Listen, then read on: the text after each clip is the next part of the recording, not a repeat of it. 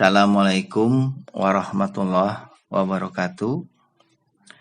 Pada hari ini, Bapak akan memberikan pembelajaran mengenai konsep dasar sejarah, yaitu berpikir kronologis, diakronik, sinkronik, ruang dan waktu, serta perubahan dan berkelanjutan.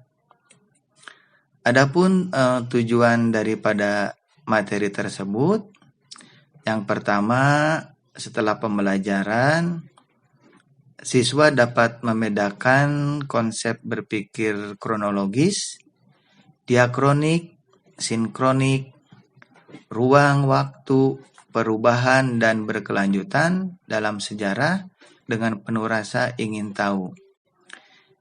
Yang kedua, tujuan pembelajarannya yaitu siswa dapat memberi contoh konsep berpikir kronologis, diakronik, sinkronik, ruang, waktu, perubahan, dan berkelanjutan dalam sejarah secara kreatif. Tujuan pembelajaran yang ketiga yaitu siswa dapat menyajikan hasil pemahaman konsep berpikir kronologis, diakronik, sinkronik, ruang, waktu, perubahan, dan berkelanjutan dalam sejarah dengan penuh keberanian. Adapun dalam materi tersebut kita akan membahas mengenai konsep dasar sejarah, satu secara berpikir kronologis dalam mempelajari sejarah, yang kedua cara berpikir diakronik dan sinkronik dalam pembelajaran sejarah, dan yang ketiga konsep ruang dan waktu serta perubahan dan berkelanjutan. Baiklah, sekarang kita akan lihat dulu bagaimana daripada pengertian kronologi. Kronologi adalah catatan kejadian-kejadian yang diurutkan sesuai dengan waktu terjadinya. Kronologi dalam peristiwa sejarah dapat membantu merekonstruksi kembali suatu peristiwa berdasarkan urutan waktu secara tepat. Selain itu, dapat juga membantu untuk membandingkan kejadian sejarah dalam waktu yang sama di tempat yang berbeda yang terkait peristiwanya.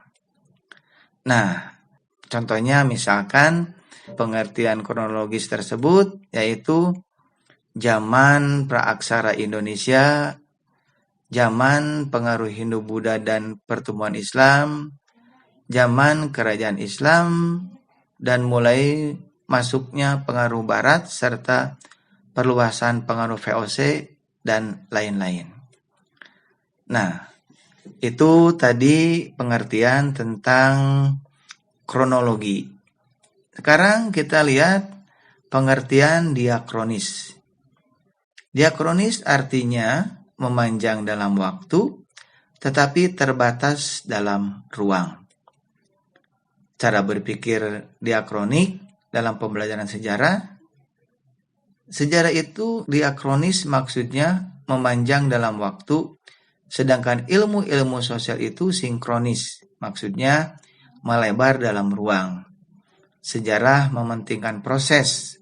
Sejarah akan membicarakan satu peristiwa tertentu dengan tempat tertentu dari waktu A sampai waktu B.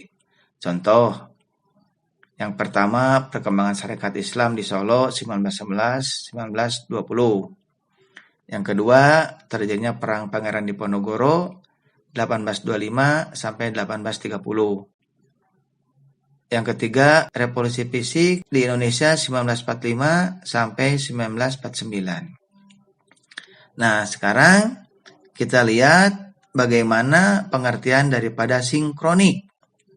Artinya meluas dalam ruang tetapi terbatas dalam waktu. Cara berpikir sinkronik dalam pembelajaran sejarah. Sedangkan ilmu sosial itu sinkronik, menekankan struktur, artinya ilmu sosial meluas dalam ruang. Pendekatan sinkronis menganalisa sesuatu tertentu pada saat tertentu. Titik tetap pada waktunya.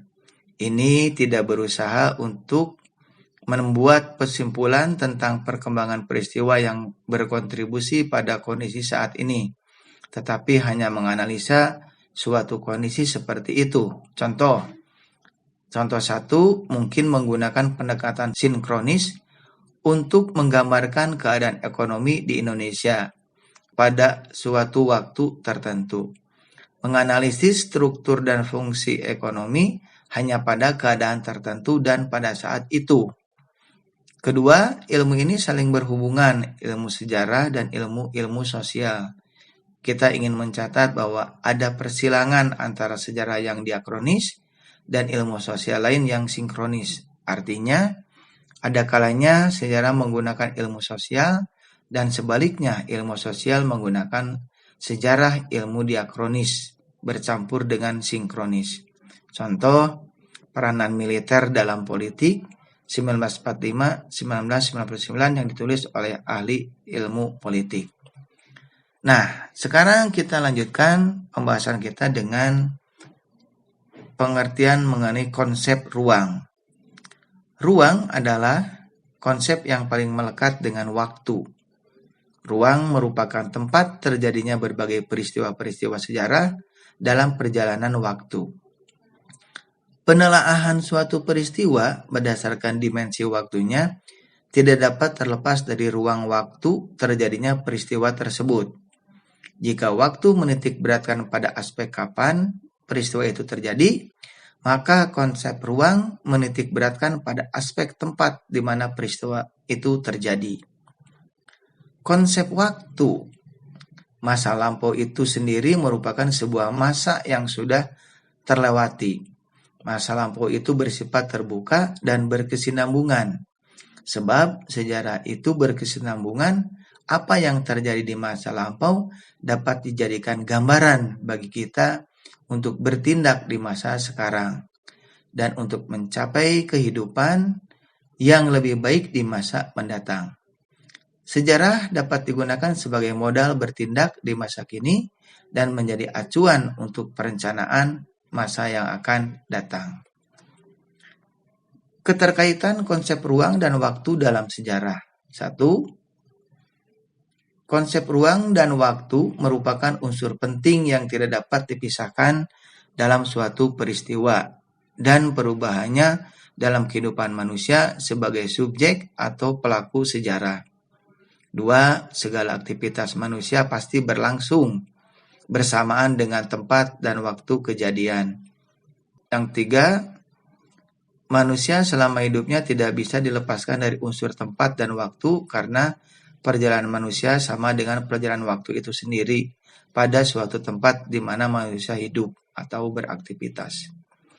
Nah, itulah pokok bahasan pada hari ini mengenai konsep dasar sejarah, berpikir kronologis, diakronik, sinkronik, ruang dan waktu, serta perubahan.